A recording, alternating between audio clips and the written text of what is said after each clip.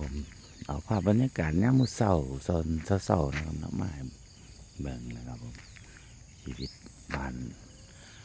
ตอนชีวิตในชนบทนะครับผมเนาะทำห่างไกลแต่ว่าบ่ห่างไกลความเจริญห่างไกลหมู่บ้านห่างไกลคนนะครับผมไกลชุมชนครับผมอยู่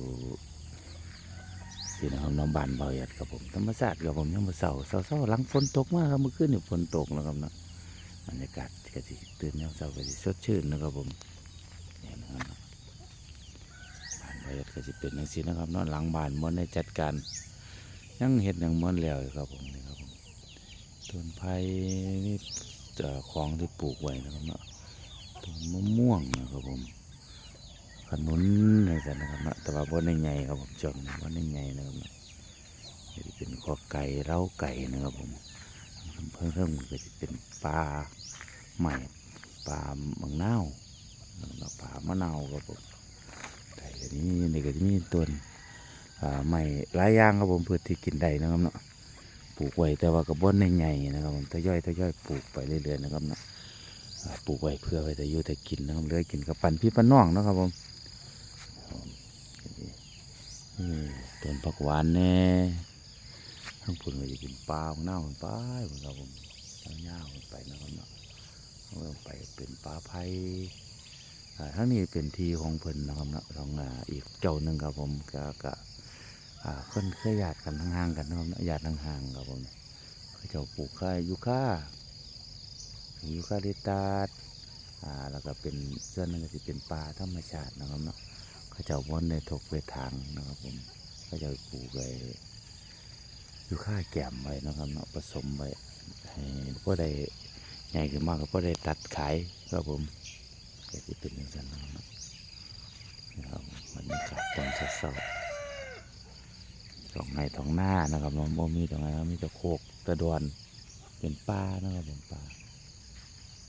ตรงไหนตรงหน้าก็อยู่ท้องลุมนะครับเดี๋ยวมือหนาสิลงไปภาพลงไปเบิ่งนะครับผมว่าวิถีชีวิตของชาวไร่ชาวนาเป็นยังไงนะครับผมเพราะว่าบ่อยก็เป็นคนชาวไร่ชาวนานะครับเนาะต้องเห็ดนั่นเห็ดนี่นะครับเนาะหรือไปบรรยากาศตรงไหนตรงหน้าให้เบิ่งครับผมตอนนี้เราใกล้ต้องใส่ตะไคร้ ตะไคร้ทั้งเหล็กนะครับทั้งไตเป็นลวดครับผมตะไคร้ลวดนะครับต้องเรื่องใส่เป็นดังไว้เพื่อว่าให้นกบางชนิดที่มากินไก่น้อยนะครับเนาะแต่ไก่น้อยโมยั่งก็เลยได้ล้อมมันสูงนะครับแม่บ้านเป็นซื้อไม้ก็จะล้อมให้แต่ว่าก็จะได้ลื้อออกนะครับผมลื้อเปลี่ยนสถานที่ใหม่นะครับเนาะลื้อของเก่าออกไว้ว่าที่ลื้อ ของเก่าออกนะแล้วก็ใหญ่มองไม้นะครับใหญ่สถานที่ไม้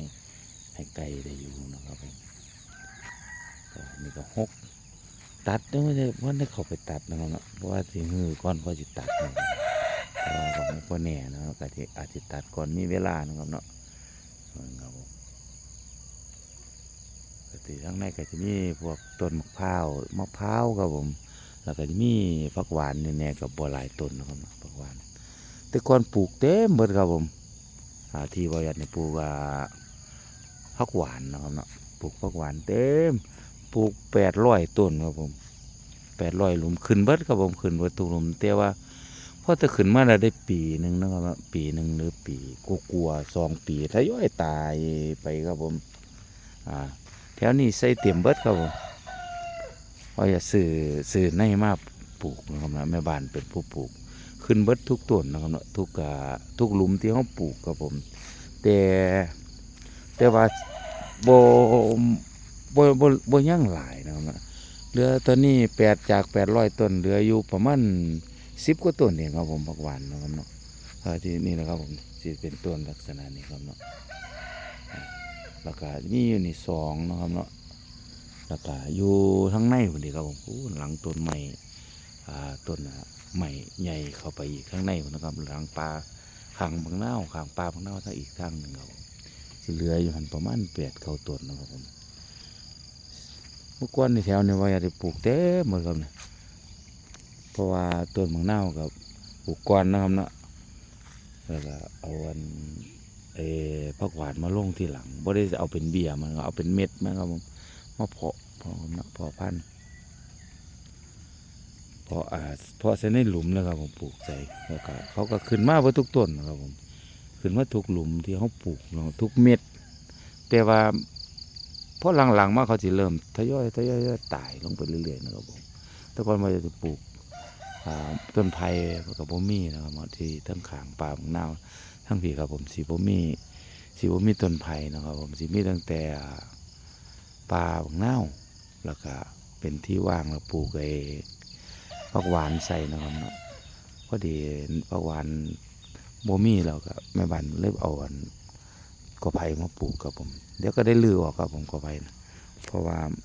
มันอ่าอยู่เทิงๆก็มีนะครับส่วนที่เขาสิได้เฮ็ดแนวใหม่นะครับเนาะก็ต้องได้ลือออกฟันออกขาออกนะครับให้ลือออกนะครับผมนี่ครับผมป่าของเน่าเดี๋ยวมาเศร้าตอนเศร้าๆนะครับช่วงนี้บอยก็เอาหญ้าเกือบแล้วแล้วครับผมแล้วเราก็จะมาแต่งกิ่งให้นะครับเนาะสิ่งงาที่มันตายหรืองาที่มันแห้งครับผมแล้วก็เขาต้องเลยตัดออกนะครับผมตัดแห้งที่ได้แห้งออกแล้วเขาต้องตัดออกตัดแต่งให้เขาแล้วก็งาที่ใดที่แก่เกินเขาก็ต้องตัดออกตัดทิ้งครับผมเป็นการบ่ให้เขาอ่ามีงาลายเกินไปแล้วก็งาลายเกินไปก็บ่ดีนะครับเสียไทยหมากหรือลูกเล็กครับผมแต่เขาแต่งออกเหลืองานนิดน้อยเพราะสุดใหม่ที่เขาออกมาจะลูกโตลูกใหญ่นะครับผมก็จะได้ผลผลิตที่พอใจนะครับเนาะแต่ช่วงนี้ก็บอยากจะคอยทยอยก็พูนครับผมขึ้นไปทางความบนนะครับเขาก็สีแตงให้เขาสีให้งามีกิ่งก้านเขาหน่อยครับผมนี่สิดกนะครับเนาะน่าให้ดกครับผมสังเกตได้ครับดกมากครับผมทั้งใบทั้งหมากนะครับดกทั้งในก็ดกครับผมผมเลี้ยวพอไปนี่แต่หมากนะครับเนาะช่วงนี้พ่อค้าก็ยังบ่ได้มาสั่งครับผมยังบ่ได้วางหมากก็บ่ได้ใหญ่เกินที่ใหญ่พอที่เฮาที่สิเก็บได้ถ้าคือมีคนสั่งก็ค่อยๆทยอยเก็บให้นะครับเนาะเพิ่นมาสั่งครับ